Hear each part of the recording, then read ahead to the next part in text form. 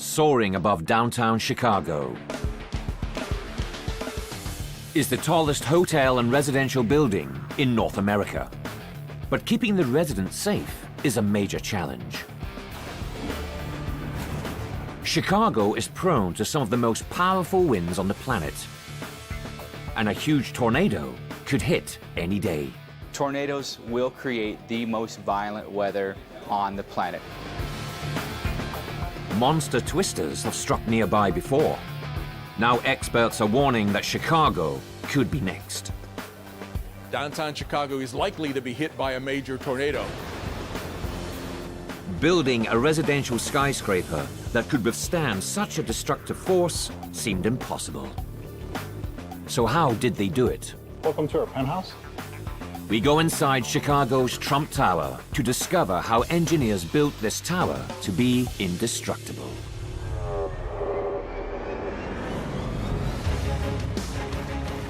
Nature can unleash some of the most destructive forces on the planet. But around the world, engineers are fighting back, determined to build structures that can survive the worst, that are bigger, higher, and stronger than ever before. How do they do it? Discover the secrets behind engineering the impossible, building indestructible megastructures.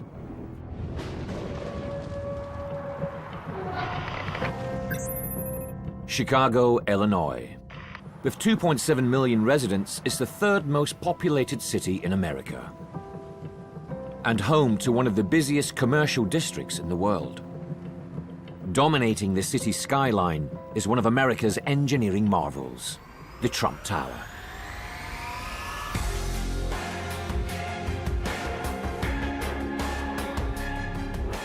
Standing at 1,362 feet, this 92-story colossus contains 2.6 million square feet of prime real estate. That's 60 acres, rising out of a plot of land just 2/3 the size of a football field, right in the heart of downtown Chicago.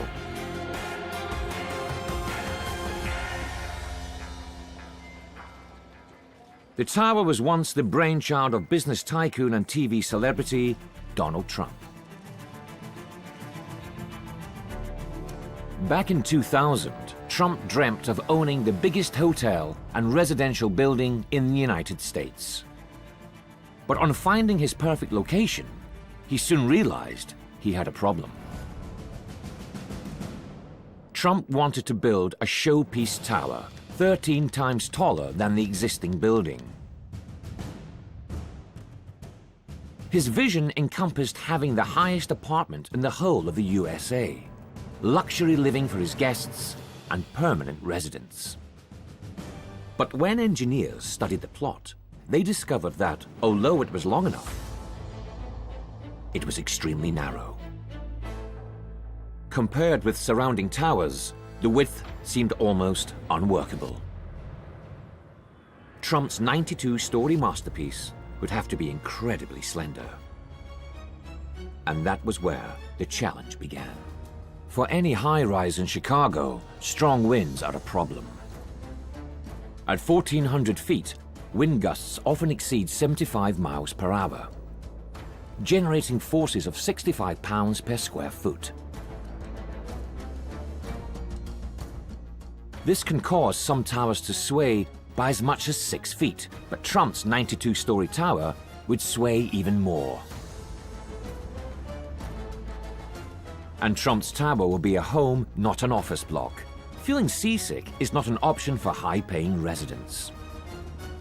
Tower architect Lucas Trigestad explains why.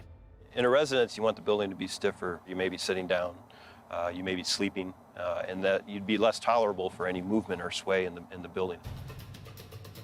Trump's audacious vision already seemed out of reach. To become a reality, his engineers would have to design a building that would push technology to the limit.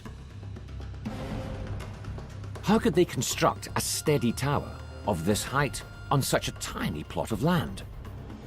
But the challenge is even more daunting. A few days ago, a tornado hit Chicago. Chicago sits within a stretch of land that has the highest number of destructive twisters in the world. Tornado Alley is an area that runs north to south from the Rockies in the west to the Appalachians in the east. Between these two mountain ranges, warm, moist air moving northward from the Gulf of Mexico meets strong winds coming in from the west. The clash of these two natural forces allows the development of intense rotating thunderstorms that can spawn around 1,000 tornadoes each year. At the very northern end of this battleground lies Chicago. Tornadoes most frequently and most intensely occur in the Chicago area when there's an approaching cold front that is pulling in a lot of warm, moist, unstable air from the Gulf of Mexico. Tornadoes form during thunderstorms when warm, humid air that's close to the ground meets cooler, higher altitude dry air. When the warm, moist air rises through the cold air above it, a massive storm cloud called a supercell is formed. As shifting winds meet inside the supercell, a rolling motion can develop. And if this rolling motion flips upright, it can rotate the thunderstorm. And once this happens, it has a higher chance of spawning a tornado.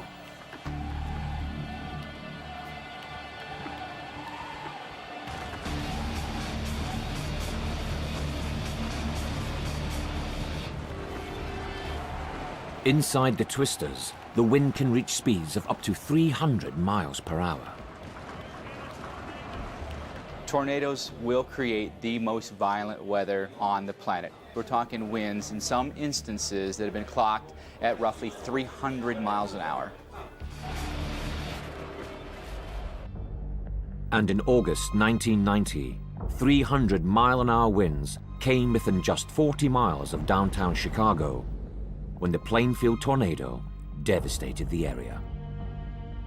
The Plainfield tornado was rated F5. Those are the most destructive.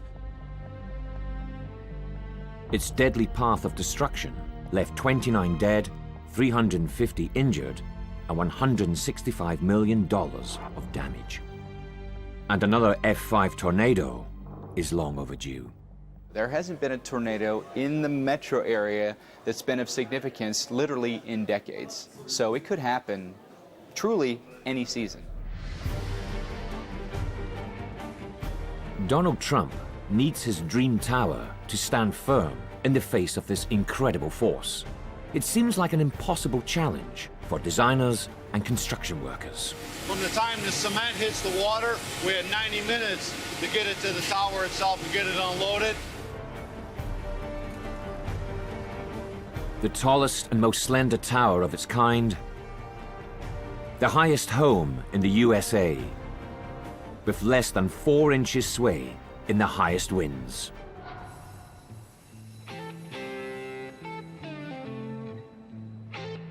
The new Trump Tower in Chicago will need to be an indestructible megastructure. At 1,362 feet, it's the third tallest building in the USA. But the Trump Tower is not alone. Chicago has over 120 skyscrapers downtown. That's 80 for every square mile. Most were built using the traditional skyscraper engineering technique, a steel frame.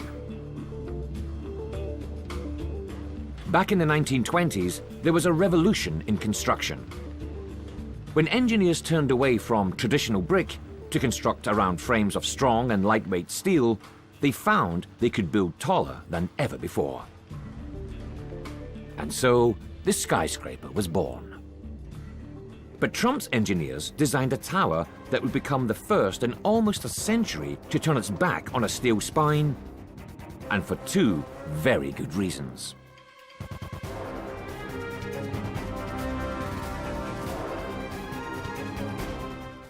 If Trump's 92-story tower were made of steel, it would risk catastrophic failure because its site is so small. To be safe, its base would have to be 25 feet wider, eating into the pavement or the Chicago River. But even then, tall steel-framed towers can sway up to 6 feet in strong winds, something Trump is determined to avoid in his luxury apartments.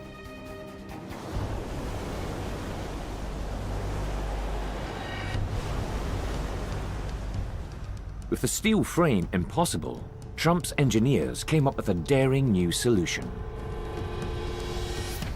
His engineers designed a tower built entirely out of concrete. But there's a very good reason why concrete hasn't been used to build skyscrapers before. It simply wasn't strong enough.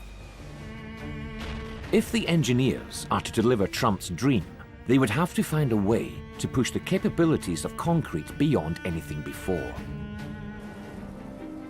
The task of developing the mix is given to specialists in concrete production. We supplied all the concrete for Trump Tower. Plant manager Keith Vopalak was in charge of concrete mixes for the Trump project, and he knew just how big a job this was. Even getting the raw materials to his factory was a major logistical challenge. We get about 95% of our aggregate up the Chicago River on barge, and we used about 240 barges alone just for Trump Tower. Built using 175,000 cubic yards of reinforced concrete, the tower contains enough to fill more than 50 Olympic-sized swimming pools. And the greatest single mass of concrete is the 10-foot thick slab that takes the weight of the entire building and provides Trump's tower with a solid base.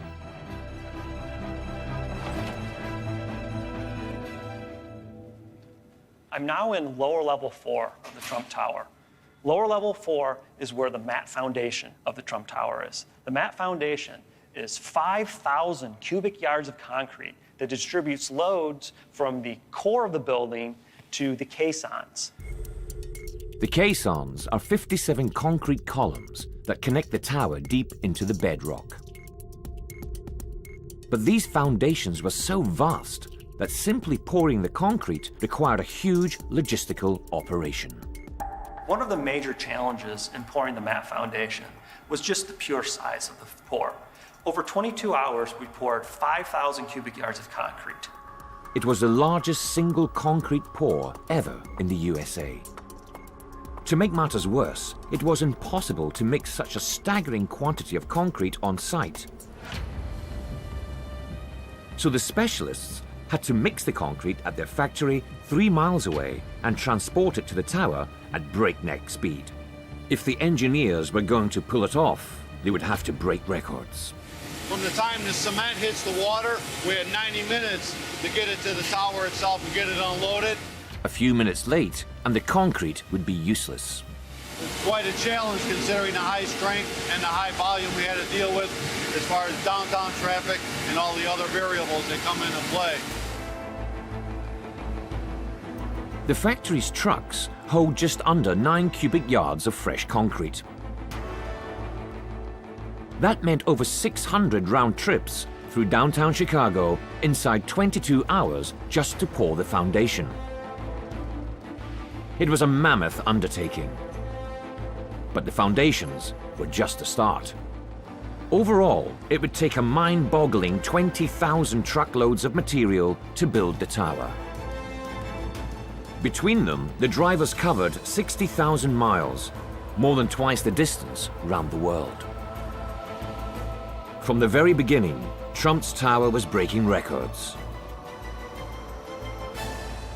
And the next one was quick in coming. With the foundations in place, the next challenge was to get the concrete straight up and fast before it sets. The higher you go, the harder it gets. You have to push it higher, you need more force. No one has ever attempted to haul this amount of concrete to such incredible heights before. Gleaming in the heart of the Windy City is the new Trump Tower. Built from 175,000 cubic yards of super strong concrete, the tower was designed to remain stiff, even if faced with super tornadoes.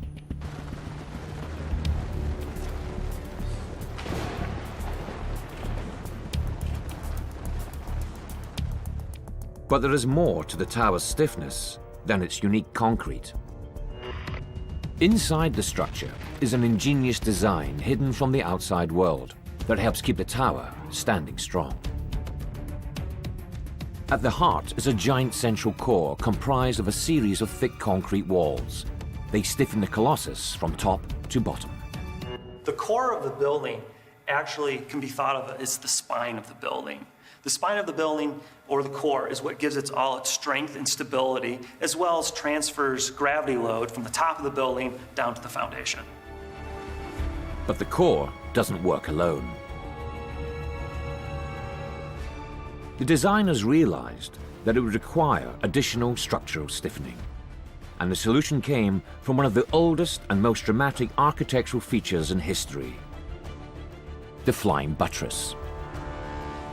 Flying buttresses give lateral support to medieval churches from the outside. But Dane and his team hid their lateral supports inside the tower. Huge girders called outriggers connect the central core to a series of columns that run around the building perimeter. I'm now at level 28. Level 28 is a mechanical level, and we can actually see some of the massive outrigger elements. These outrigger elements are 5 foot 6 inches thick, 17 feet deep, and run from the central core of the building all the way to the perimeter columns.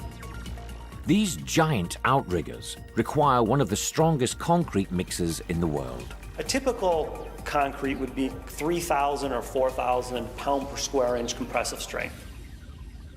We specified up to 16,000 PSI concrete, which was really pushing the limits of concrete technology. 16,000 PSI is the same pressure that's felt at the deepest part of the Earth's ocean, at the Mariana Trench, nearly 7 miles deep. But to make such a record-breaking mixture, Dane needed the specialists to push the chemistry of concrete into new territory.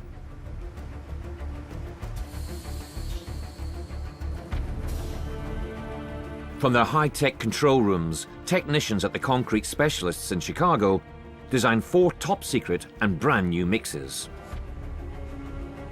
And for the tower's outriggers, one of the strongest ever made. The key is in the mixing agents, and the quantities and the combinations are strict trade secrets.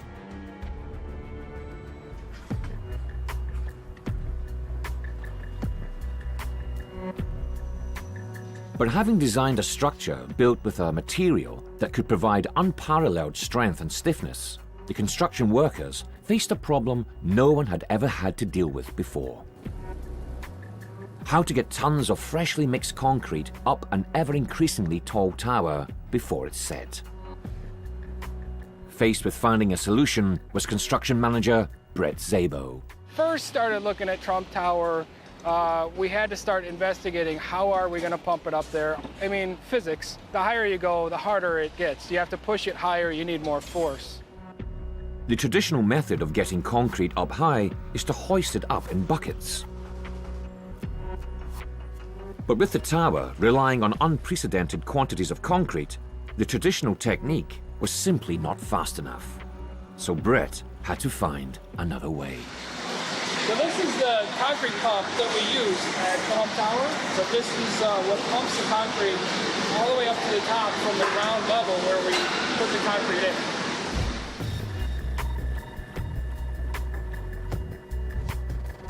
The pump they used was the most powerful in the world.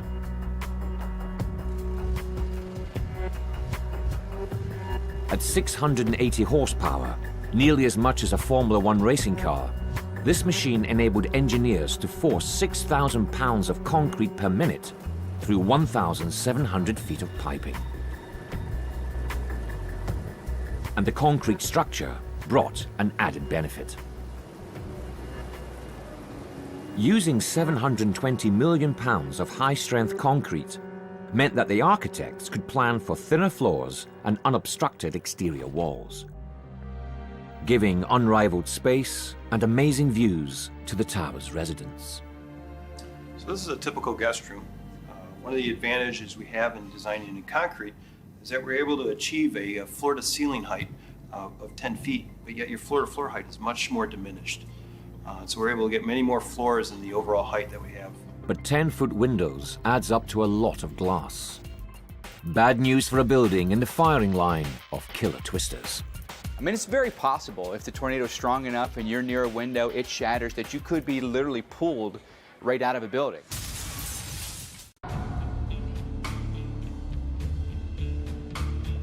The Trump Tower gleams on the bank of the Chicago River. Covered in 680,000 square feet of glass, enough to cover almost 12 football fields, it gives every guest and resident stunning floor-to-ceiling views of Chicago and Lake Michigan. But this is Tornado Alley, and sooner or later, downtown Chicago could be hit by an F5 tornado with wind speeds up to 300 miles per hour. In November 2013, a series of deadly twisters, including an F4, struck Illinois, flattening homes. And if the tower's glass windows give way to a tornado raging at full throttle, for people inside the building, it could be the stuff of nightmares. It's very possible if the tornado is strong enough and you're near a window, it shatters, that you could be literally pulled right out of a building. Yeah, huge implications to the public. You know, anything, especially when you build this tall, you don't want pieces or components of the building falling off into the general public. 300-mile-an-hour winds push and pull on each window with 25,000 pounds of force. And unless they're rigidly secured, that's more than enough to tear them off the face of the building. To prevent this from happening, the exterior, or curtain wall, was designed to secure the glass windows from oncoming wind. In order to safeguard the glass from being wrenched from the building, each panel was manufactured inside an aluminium frame. These frames were then secured to the concrete superstructure, dispersing the powerful wind forces away from the glass and into the stronger structure behind it. It's an ingenious system. But before putting into practice on the building, Lucas had to be sure that the glass windows and their innovative frames would keep the occupants dry and draft-free. You know, we have 11,000 panels. If you get it wrong, that's times 11,000 problems that you have.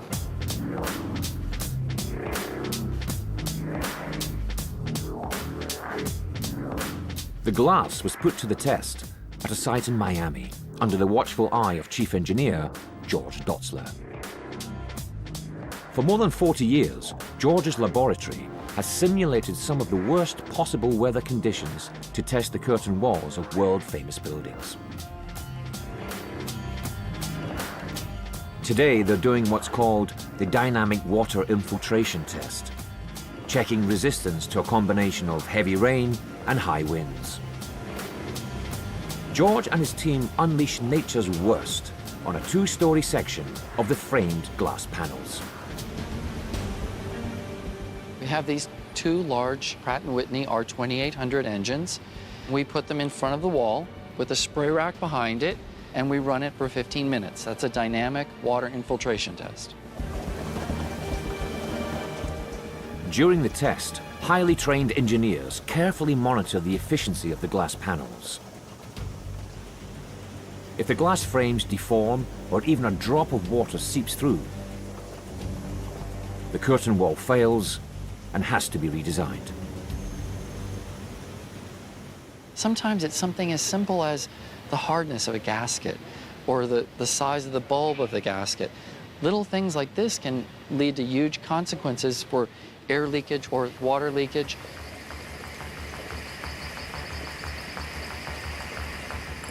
This curtain wall sample passes the test.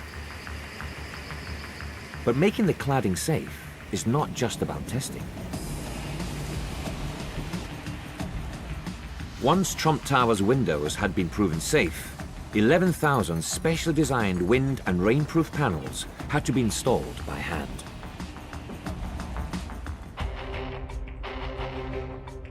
But the windows coming loose from wind force is only part of the problem. Whoa. In tornadoes, one of the greatest threats comes from debris clouds. Huge chunks of cars and buildings can be hurled through the air at fatal speeds. And huge debris clouds have already come close to hitting downtown Chicago. In August 1990, when the Plainfield tornado struck just 40 miles away, Paul Merzlock was too close for comfort. When I looked off to the northwest where the storms were coming from, it was unbelievable. As tornado sirens sounded across the city, the F5 tornado tore through homes, schools, and office blocks, battering everything in its 16-mile-long pathway. There was total devastation. Homes leveled to the foundations, rubble, you couldn't tell which debris belonged to which house. The Plainfield tornado killed 29 and injured hundreds more. Emergency crews trying to reach devastated areas were impaired because of debris on those roadways. And there was quite an impact. A major tornado could strike again, and downtown Chicago is just as likely to be hit as anywhere.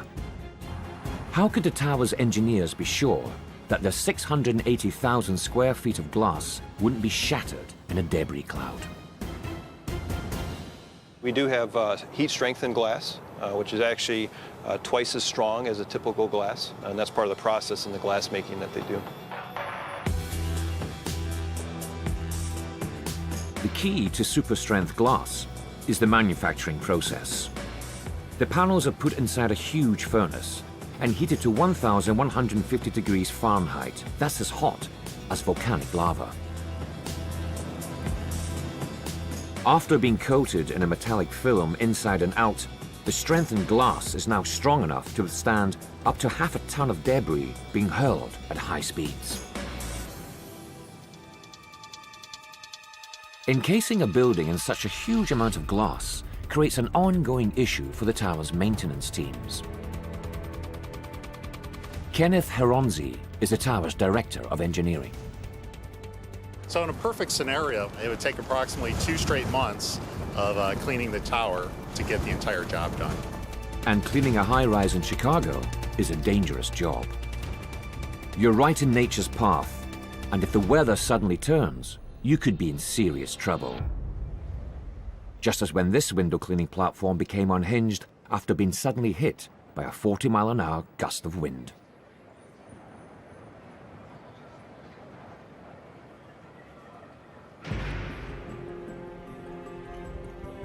Luckily for the Trump Tower's window cleaners, safety measures are in place to prevent a similar catastrophe. I'll come out here on a daily basis. We'll take some wind speed measurements and make sure it's safe for all the workers. With Trump's concrete tower climbing ever higher, his vision was beginning to take shape.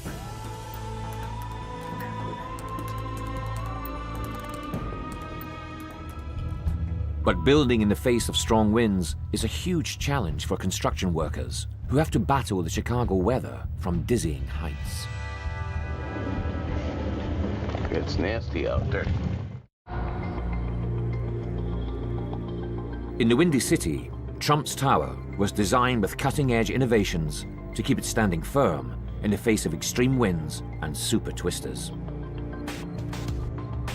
From its concrete core to the stabilizing outriggers, everything about this building was designed to reduce its movement in high winds. But the winds of Chicago work in mysterious ways, and the engineers discovered that they had yet another problem to solve before the tower could be completely safe.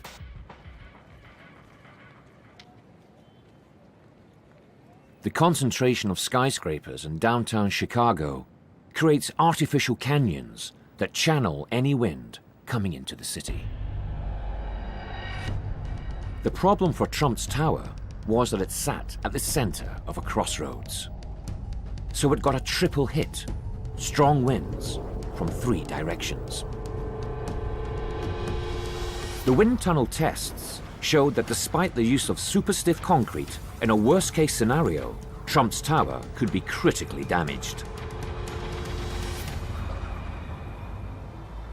As winds rush past skyscrapers, small circular vortices called eddies are formed.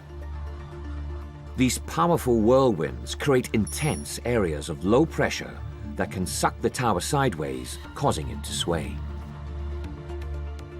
Of course, it's a problem for a building. If you have that period of the fluctuating vortexes, what happens is you may have sound, you may have creaking, you may have cracked walls. We want to counteract potential failure with our design. With potential wind speeds of around 300 miles per hour, Trump's designers realized that the super stiff concrete alone wouldn't be enough to ensure the tower's safety. So they turned to advanced aerodynamics and designed an exterior that was not just beautiful, but potentially life-saving. What we want to do is confuse the wind. In our building specifically, we had varying levels of terraces that we introduced. We have these rounded edges, as well as sharper points, that again helps confuse the wind and doesn't allow it to organize.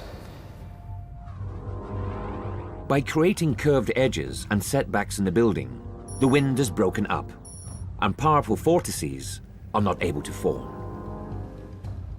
Instead of being a victim to the weather, the ingenious design means that the wind simply can't grip the sides of the building. So over here we have a special box, and speaking of forethought, Kenneth Horonzi is responsible for monitoring any sway in the tower. but it will measure on 2 axes any movement that would be anticipated at the top of the tower. Compared to steel structures whose sway is measured in feet, Trump's concrete tower sways less than 4 inches.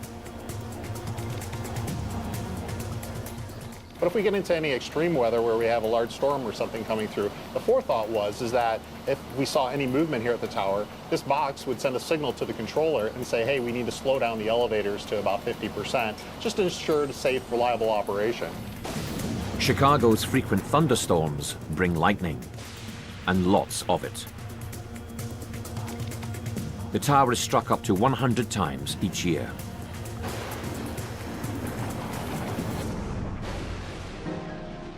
But 150 lightning rods placed all over the exterior channel 1 billion volts of electricity to the ground, away from the tower and its residents. But it's not just the finished building and its residents who would be at risk from extreme weather. Lightning and high winds also made the tower's construction a dangerous affair. I just looked out this window and boy, did I catch some lightning. Boy, it flashed like crazy. Ooh, I think I just got that one. This video was shot by the most vulnerable man on the construction site, a man who became a legend in Chicago. Ken Derry was the principal crane operator, and he was always right at the very top. Once we topped out, the crane was at 1,365 feet. Without a doubt, Ken had the most dangerous job on site. Cranes have been known to fail in high winds. And Ken was well aware of just how unpredictable the Chicago weather could be. It's going to be a great day for construction workers. You got to bundle up in Chicago. Yeah, the thing with the weather on the ground and up top, it's never the same. We'd come in the morning sometime during the winter time, and it would be an average cold morning, you know, it'd be cold, maybe a little snow on the ground. And we've gotten up top, and the crane is totally iced up, covered with 2 to 3 inches of ice, the whole crane. And it's inoperational. We've been down for several days because of it.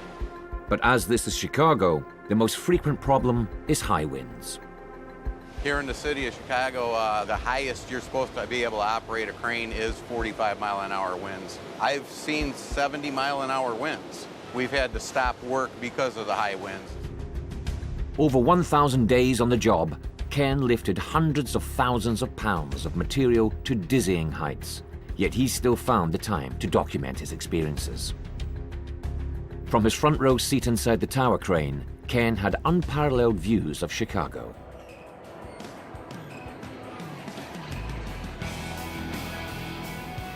I think some of the highlights of being up there When the Blue Angels do the Chicago Air and Water Show, they are just absolutely amazing. They're stunning when they fly by. What an awesome sight to see.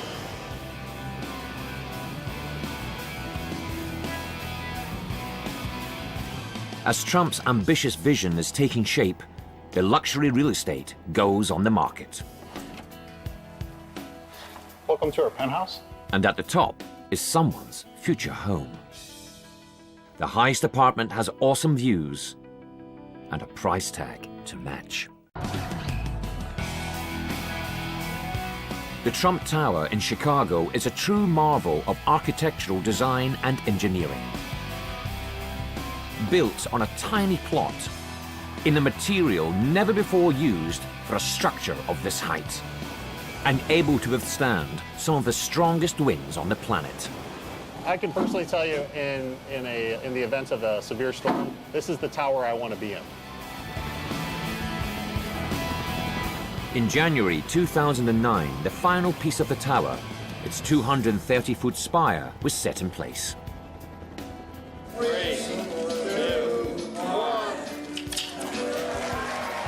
1. A grand ceremony heralded the tower's topping out, and the Trump International Hotel and Tower Chicago opened fully for business. How are you? Good, how are you? Yes? Ferrying residents to their new homes are 27 of the fastest lifts in the US.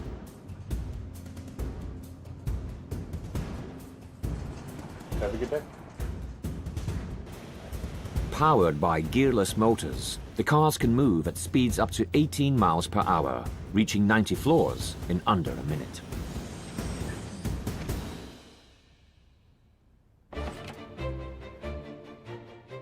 Welcome to our penthouse. This is the highest residence in all of North America that you can buy. What's really unique about this is our floor-to-ceiling heights here are 20 feet, which are just unheard of. It really makes this space unique, especially with the floor-to-ceiling windows. This entire floor is 14,500 square feet, so you would own the entire floor here at the top of Trump Tower. But such a fantastic space comes at a fantastic price. Mr. Trump is asking $32 million for the penthouse. That's over $2,000 per square foot. The tower has already seen some major storms, but has yet to be tested by a real tornado.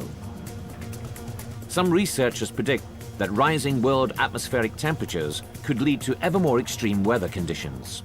Well, if you just break down our global temperature rise to the simplest form, the warmer the air, the more moisture it can hold. The more moisture you have, the more likelihood you have rainstorms, thunderstorms, and hence tornadoes.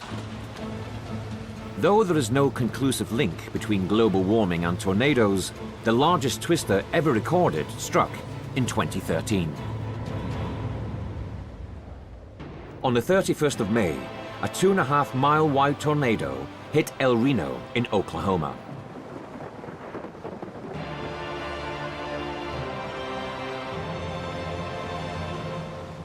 What would happen if a monster tornado, wider, faster, taller, and more powerful than any other, hit a major downtown area?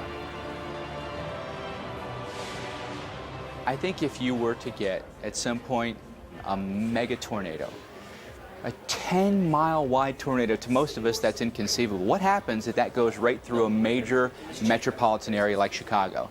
It's going to wipe it out. It's going to wipe out the entire town. You're talking millions of people that are going to be hit. It's going to be the worst natural disaster in U.S. history. If such a tornado did strike, Trump's Tower is built to offer the best protection to its residents. But not all engineering solutions are looking up.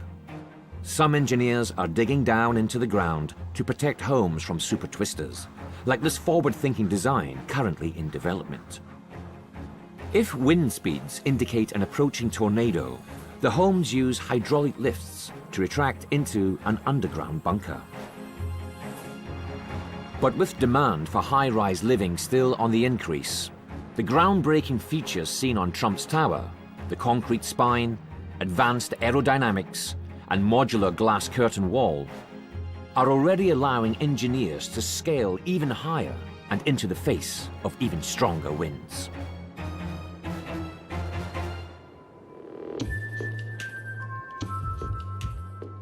And one building in Dubai has already pushed technology to extraordinary new limits. With foundations over 160 feet deep, the Burj Khalifa is currently the tallest building in the world at 2,717 feet high, and is built from concrete that is no stronger than Trump Tower's cutting-edge mix.